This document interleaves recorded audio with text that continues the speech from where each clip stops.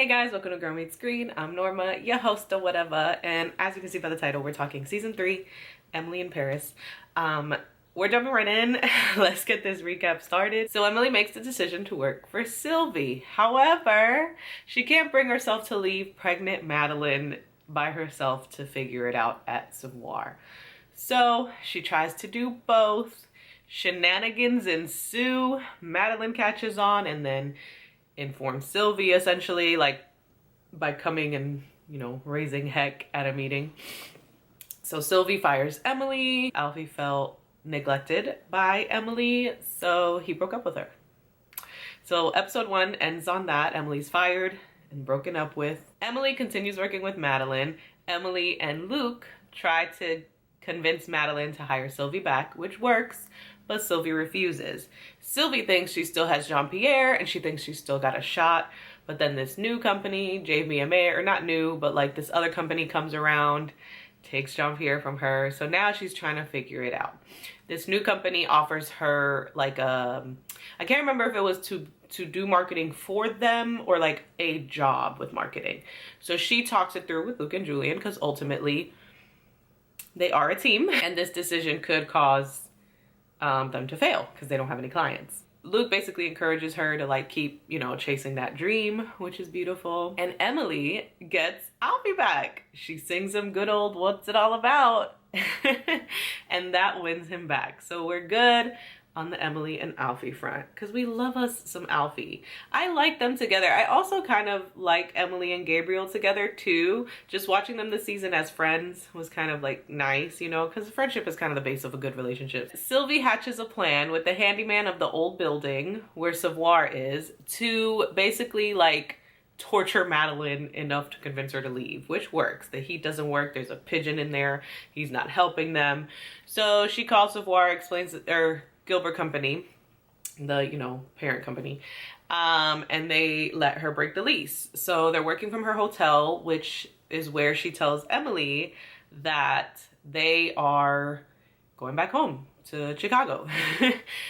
Gilbert Company has decided to suspend operations at Savoir because there's no building, there's no staff, and there's no clients, so there's no business. At this point, Emily quits, tells Madeline she belongs in Paris and wants to stay in Paris.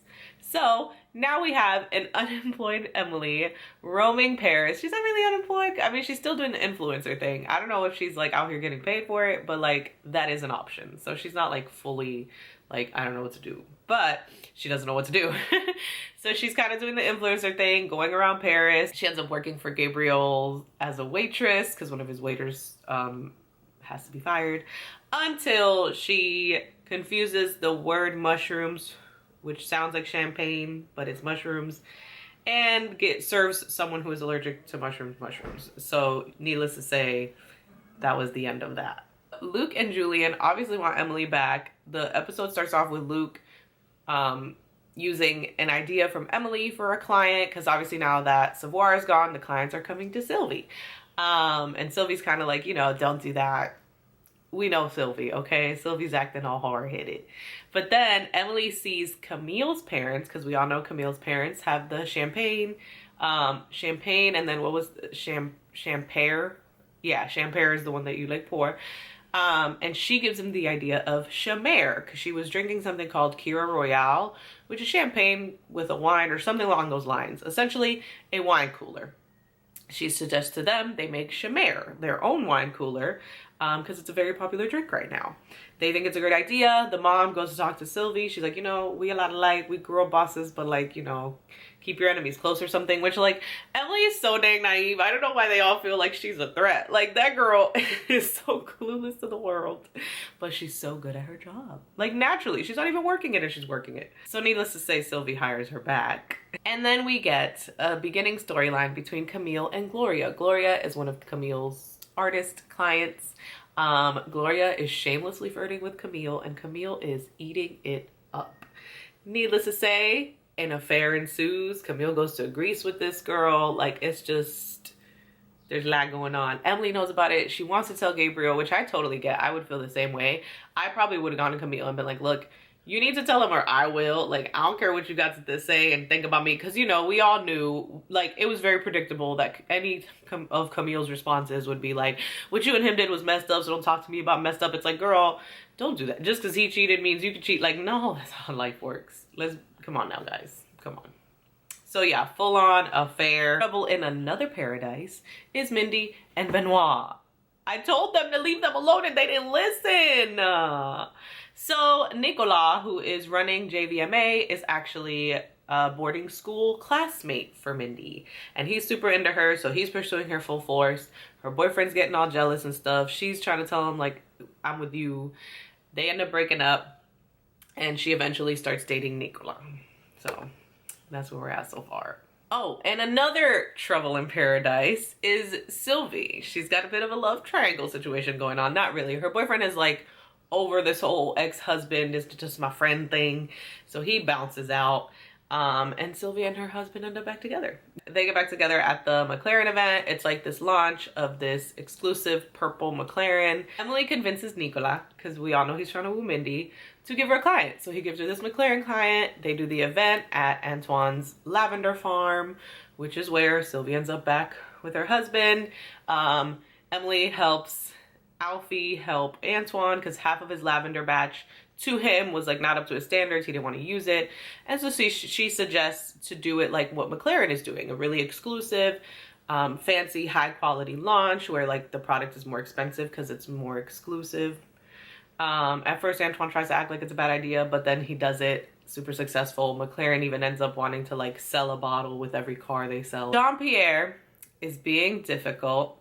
Everybody knows he's a difficult client. Nicolas is over it. So he hires Sylvie and Emily and all of them to manage this marketing situation. They think they're working with Pierre. Turns out Nicolas' plan is to phase Pierre out and have Gregory, his nemesis, take over his brand.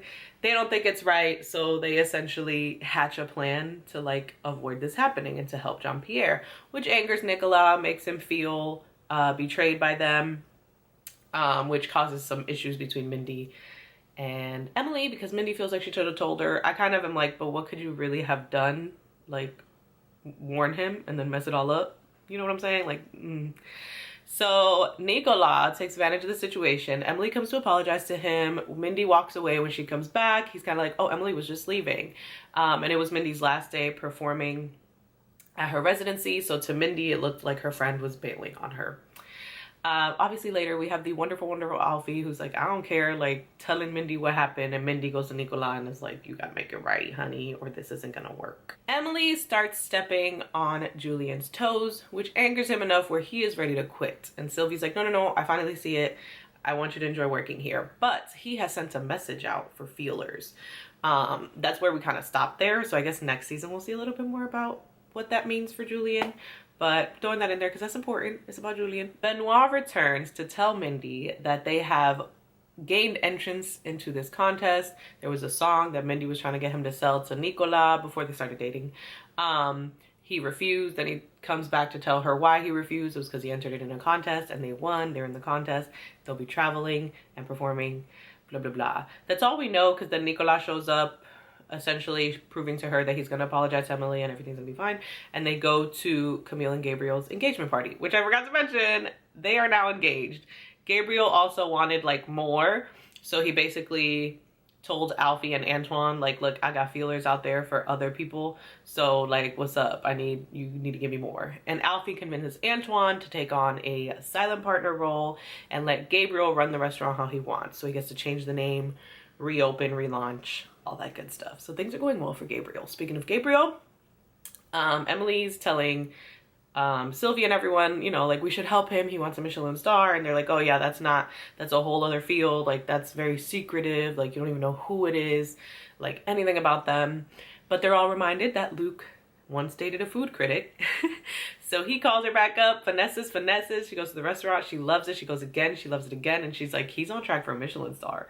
So everybody's like, oh shoot, Gabriel's about to get a Michelin star. So as I mentioned, Cami and Gabriel get engaged, meaning Cami ended the affair. However, Gloria is confused. She's like, this was not the plan because I guess they had a different plan when she came back from Greece. It's not really mentioned, so I'm assuming we're probably going to see more of that next season, I'm guessing, especially with how it ends. But everyone is at the engagement party. Gabriel's like, let's just get married. Everyone's here. There's a priest here, whatever.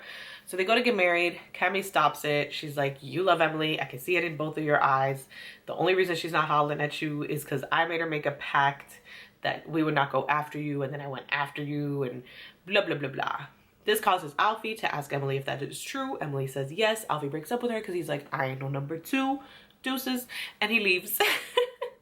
So then Emily and Gabriel are talking, and they're kind of like admitting their feelings for each other, at which point Gabriel tells Emily that Cami is pregnant.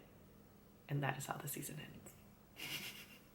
So as we all know, I'm hoping, you're hoping, we're all hoping that Gabriel and Emily work out. I don't know if we all are, because we did love Emily and Alfie, but I agree with Alfie. There's been too much of like 1 foot in, 1 foot out, and just like, you know, and that would also bother me. It's like, okay, so a pact was the only thing that stopped you from not dating this dude, and you dated me. I don't know about it, because that was while you knew me. So it wasn't like you chose me. It was like you had no choice but to choose me. You know what I'm saying? But anyways, can't wait to see where all of these people end up, because we got a lot going on here. I hope you enjoyed my quick little recap with my little opinions inserted in there. Not many, but some. Like the video if you did. Comment down below your predictions for season 4. I know it's early. I know, but it's okay. We can talk about it. We can talk about it. Subscribe for more content like this, and I will catch you in the next one.